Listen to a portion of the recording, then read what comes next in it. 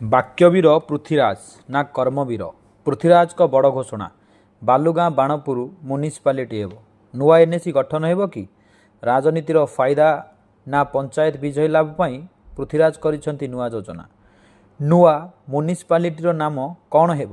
କ'ଣ ରହିଛି ମ୍ୟୁନିସିପାଲିଟି ହେବାର କ୍ରାଇଟେରିଆ? ଗତକାଲି ପୃଥ୍ୱୀରାଜ ହରିଚନ୍ଦନଙ୍କ ଐତିହାସିକ ପଲ୍ଟନ ପଡ଼ିଆରେ ଘୋଷଣାକୁ ନେଇ ରାଜନୀତି ବେଶ୍ ଚର୍ଚ୍ଚା ସାଉଁଟିଛି। ବାଲୁଗାଁ ବାଣପୁର ମ୍ୟୁନିସିପାଲିଟି ଘୋଷଣା କରିବା ପଛରେ କ'ଣ ରହିଛି ମୁଖ୍ୟ କାରଣ? ଲୋକଙ୍କୁ ସୁବିଧା ସୁଯୋଗ ଦେବା ନା ରାଜନୈତିକ ଫାଇଦା ଉଠାଇବା? ତେବେ ଆସନ୍ତୁ ଜାଣିବା ମ୍ୟୁନିସିପାଲିଟି ଗଠନ ହେବା ପାଇଁ କ'ଣ ରହିଛି କ୍ରାଇଟେରିଆ। ମ୍ୟୁନିସିପାଲିଟି ଗଠନ ହେବା ପାଇଁ 30,000 ଜନସଂଖ୍ୟାର ଆବଶ୍ୟକତା। ବାଣପୁର ଏନ୍ଏସିର ଜନସଂଖ୍ୟା 15,000। ନିକଟବର୍ତ୍ତୀ ଗ୍ରାମ ପଞ୍ଚାୟତ ଗାଲୁଆ, ନନ୍ଦପୁର, ତୁମୁରାପୁଟୁ, କୁମରାଙ୍ଗ, ଭେଟେଶ୍ୱର ଜନସଂଖ୍ୟାକୁ ମିଶାଇଲେ ଯଦି 30,000 ହୁଏ, ତେବେ ବାଲୁଗାଁ ଏନ୍ଏସିକୁ ମିଶାଇବା ଦରକାର ନାହିଁ।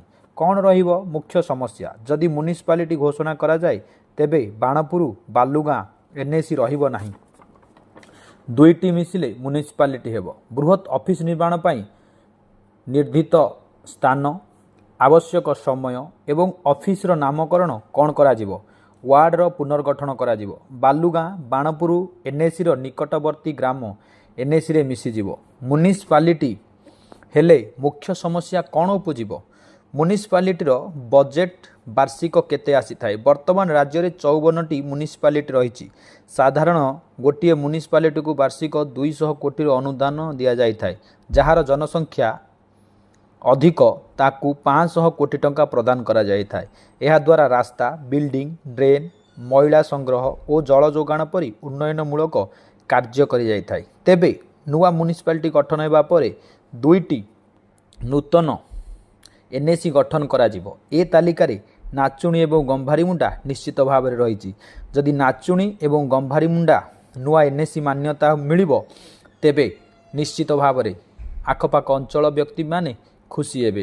ତେବେ ଦେଖିବାର କଥା, ପୃଥ୍ୱୀରାଜ ହରିଚନ୍ଦନ କେବଳ ବାକ୍ୟରେ କହି ଲୋକମାନଙ୍କର ସହିତ ଭାବନା ସହିତ ଖେଳିବା ପାଇଁ ଚାହୁଁଛନ୍ତି, ନା ବାସ୍ତବରେ ବାଣପୁରକୁ ମ୍ୟୁନିସିପାଲିଟି କରି ଏବଂ ଏକ ଐତିହାସିକ ସୃଷ୍ଟି କରିବେ, ଯାହା ଦୀର୍ଘଦିନ ହେବ ହୋଇପାରୁନଥିଲା?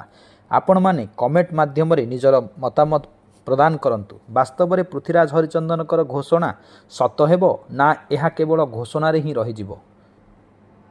ଚ୍ୟାନେଲକୁ ଯେଉଁମାନେ ପ୍ରଥମ ଥର ଆସିଛନ୍ତି, ଚ୍ୟାନେଲକୁ ଲାଇକ୍, ସବସ୍କ୍ରାଇବ୍ ଏବଂ କମେଣ୍ଟ କରନ୍ତୁ। ବନ୍ଦେ ଉତ୍କଳ ଜନନୀ, ଜୟ ସୀତାରାମ।